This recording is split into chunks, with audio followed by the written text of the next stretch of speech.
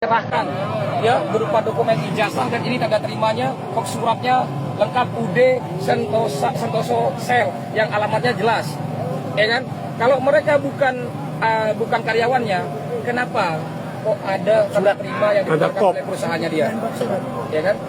Nah, bukan hanya Diana, juga di sini ada juga.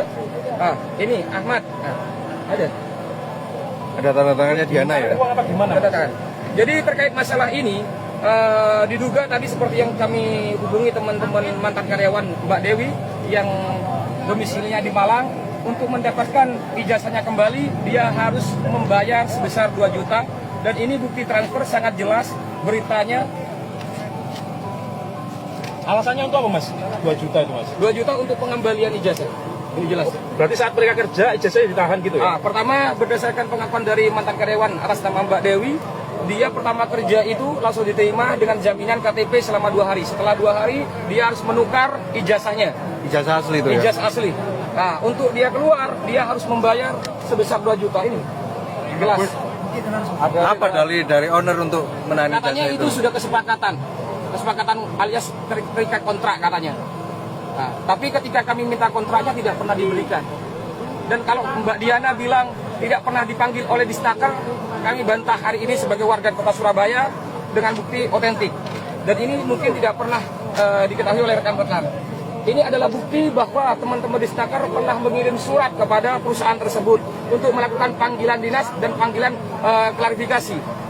Mas, terkait berbagai dugaan-dugaan itu yang ternyata diduga dilakukan oleh Sentosa Sel, dari area Surabaya ini harapannya seperti apa untuk perusahaan ini sendiri dan untuk Diana sendiri?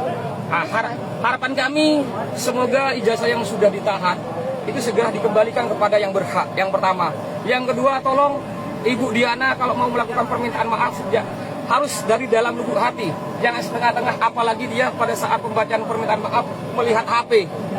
Ya, terus yang tuntutannya apa Pak? Kan ini melanggar hukum ya, sudah ada aturan menahan ijazah itu kan tidak boleh ya. Yang ketiga, kita juga tetap sesuai dengan tuntutan kami, yang dimana jelas tangkap dan penjarakan pemilik CV Sentosa Sel, yang dimana kami juga menemukan unsur pidana terkait penahanan ijazah, di mana gaji di bawah UMK dan pekerjanya tidak dilindungi di BPJS Tenaga Kerja. Ini fakta yang terjadi di dalam perusahaan tersebut.